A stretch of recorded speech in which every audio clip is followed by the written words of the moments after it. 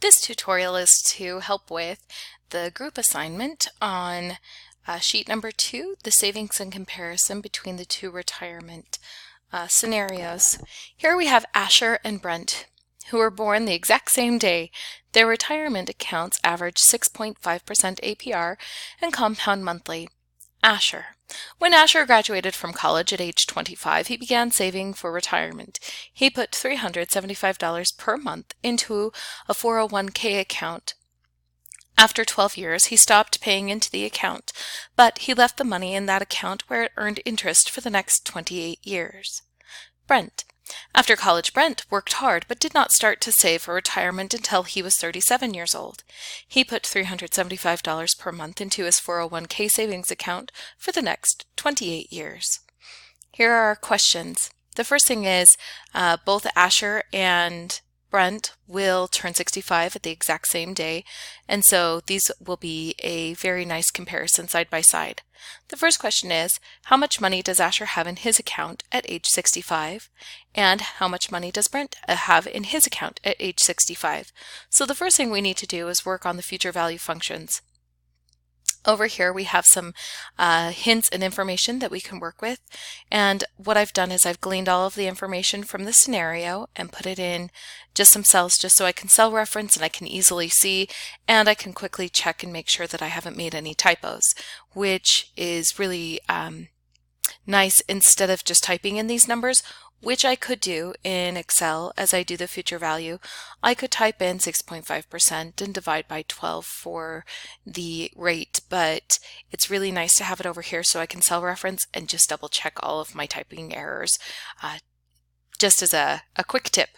So the first thing I want to do is find out how much money Asher has and how much Brent has. I'm actually going to start with Brent first because his is a much more straightforward way, and Asher actually has two different scenarios kind of combined. He contributes to an account for 12 years and then he stops contributing for the next 28. So I'm going to start with Brent first.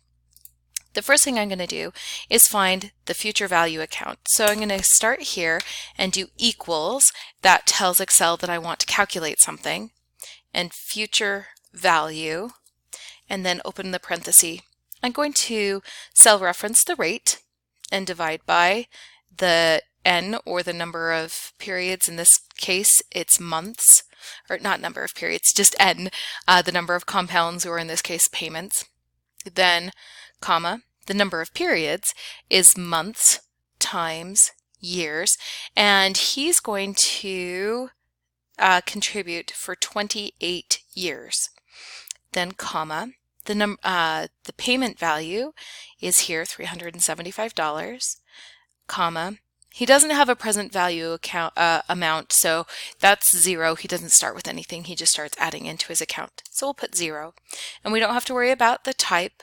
Again, as explained in other tutorials, these brackets here are actually optional. You don't have to put anything in there for the future value formula to calculate.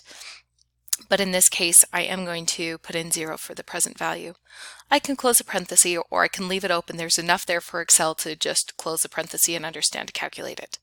Now the first thing you'll notice is that it's negative. So I can come in here and change that by putting a negative in front of the future value, or I can put it in front of the payment.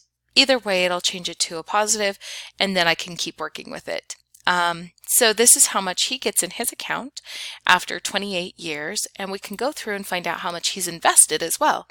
Since he's making $375 payments every month for 28 years, I can easily multiply all of those together and find out how much he will end up with. $375 every month for 12 months for 28 years. Pressing enter will tell me how much he contributed to his account versus how much he made in interest. If I wanted to find out how much he made in interest, I could just subtract these, and that would tell me how much interest he accrued over those 28 years. Now we can go over and calculate for Asher.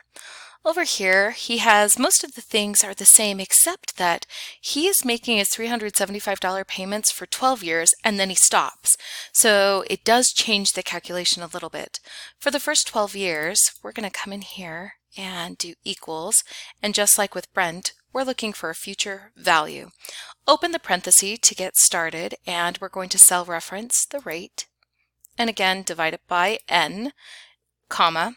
Now I'm looking for the number of periods since it's monthly for, now here's where I'm going to kind of break it up, because for the first 12 years he's making payments. For the next 28 he's not, which means I actually can't do this all at once.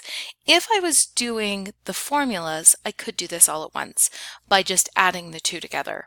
So here I'm with the formula in Excel, I will actually need two different formulas to find the total at the end of all of this. Okay, so I'm going to only worry about for the first 12 years, comma, his payment is $375 and the present value is 0 because I'm not starting with anything. He's just going to start making this. Okay, so after 12 years, this is how much he has. And again, just like we did in the other one, we can make this a positive value just by giving us a negative at the beginning. Now that I have this amount, when I move into the next portion of the calculation, since he stops making payments, I'm still going to do the future value, but when we get to payment, we'll change that to 0. And because we have a present value now of this much, we'll just cell reference that. So again, the rate stayed the same. Again, just divide by n, comma, number of periods, 12 months. In this case, though, we're going to multiply it by 28 years for the next part of the calculation, for the next half, or the next portion, not exactly half.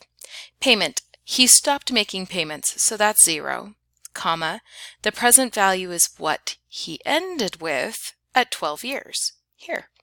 And we don't have to worry about the type, so we can just press enter. And again, we want to make this a positive number, so we'll just put a negative there. And we can see how much he ends up with at the exact same time when he turns 65, which will be the exact same time as Brent. And Brent had $355,958. And over here, Asher ended up with $500,000, $500,398. So let's see how much he contributed. How much? So we're going to equal. He did $375 every month. So we're going to times that by every month. He only contributed for 12 years instead of 28 years. It's about half of what, even less than half.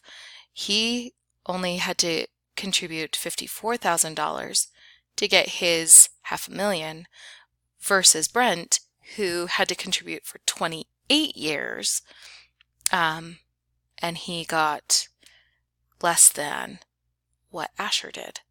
Interesting comparison. I hope that helps you with tab number 2, the savings comparison on this retirement project.